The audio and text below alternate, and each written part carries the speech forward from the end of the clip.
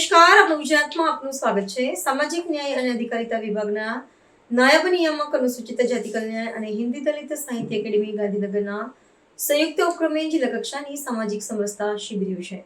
સામાજિક સમરસતા શિબિરની શરૂઆતમાં મંચસ્થ મહાનુભાવોના વરદસ્તે બાબા સાહેબની છબીને ફુલહાર અર્પણ કરી દીપ પ્રાગટ્ય કરવામાં આવ્યું હતું। આ પ્રસંગે હિન્દી દલિત સાહિત્ય એકેડેમી ગાંધીનગરના પ્રમુખ ડોક્ટર નરસિંહદાસ વણકરે ઉપસ્થિત મહાનુભાવો પરિચય આપ્યો હતો અને સૌનું શાબ્દિક સ્વાગત કર્યું હતું। ત્યારબાદ સંસ્થાના હોદ્દેદારો દ્વારા મહેમાનોનું પુષ્પગુચ્છ આપીને ભાવભર્યું સ્વાગત કરવામાં આવ્યું હતું। શિબિરમાં અનુસૂચિત જાતિ કલ્યાણ ગાંધીનગરના નાયબ નિયામક ડોક્ટર ઘનશ્યામ વાઘેલા, જિલ્લા પંચાયત ગાંધીનગરના સમાજ કલ્યાણ અધિકારી સુધાબેન બારોટ, સમાજ કલ્યાણ અધિકારી ડોક્ટર બાબા સાહેબ આંબેડકર, સરકારી કુમારી છાત્રાલય ગાંધીનગરના રેણુકાબેન ગામિત ખાસ ઉપસ્થિત રહ્યા હતા અને પોતાના પ્રતિભાવો આપ્યા હતા। શિબિર મુખ્ય વક્તા તરીકે ઉપસ્થિત પ્રમુખ ડોક્ટર બાબા સાહેબ આંબેડકરની રિસર્ચ ઇન્સ્ટિટ્યૂટ ઓફ સોશિયલ સાયન્સના શ્રી બાલકૃષ્ણ આનંદે પોતાના ઉદ્બોધનમાં સાંપ્રત સમયમાં સામાજિક સુરક્ષા સંદર્ભે લોકશાહીના ચોથા સ્તંભ ગણાતા ઇલેક્ટ્રોનિક અને પ્રિન્ટ મીડિયાની ભૂમિકા પર વિશેષ ભાર મૂકતા સામાજિક સમરસતા સ્થાપવા કાયદોની વ્યવસ્થા સરકારી વહીવટીતંત્ર સાથે સાથે પત્રકારોની કામગીરી મહત્વપૂર્ણ હોવાનું જણાવ્યું હતું।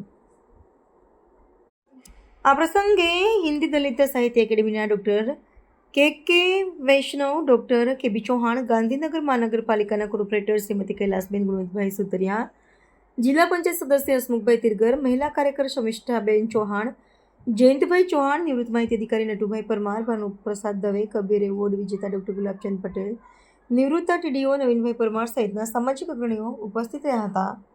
કાર્યક્રમના અંતે સૌ શિબિરાર્થીઓને પ્રમાણપત્ર એનાયત કરવામાં આવ્યા હતા તથા સંયોજક એડવોકેટ કે પટેલનો સૌનો આભાર વ્યક્ત કર્યો હતો। સામાજિક ન્યાય અને અધિકારીતા વિભાગ ગાંધીનગર ગુજરાત તથા હિન્દી દલિત સાહિત્ય અકાદમી ગાંધીનગરના સંયુક્ત ઉપક્રમે આજ 17 માર્ચ 2026ના રોજ બાબા સાહેબ આંબેડકર હોલ ગાંધીનગર ખાતે સામાજિક સમરસતા શિબિરનું આયોજન કરવામાં આવ્યું।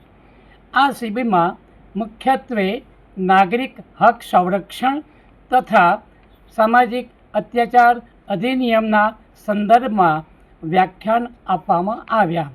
ડૉક્ટર હસમુખભાઈ પરમાર, બાલકૃષ્ણ આનંદ, શ્રી પી.બી.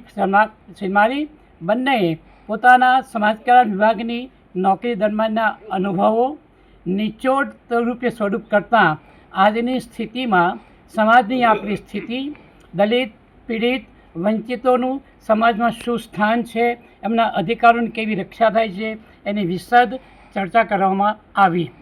આ સંદર્ભે દલિત સમાજના આગેવાનો, વિવિધ સંસ્થાઓના પ્રતિનિધિઓ, સાહિત્યકારો, પત્રકારો તેમની ઉપસ્થિતિ રહીને આ શિબિરને સફળ બનાવવા પોતાનું આયોજન યોગદાન આપવામાં આવ્યું।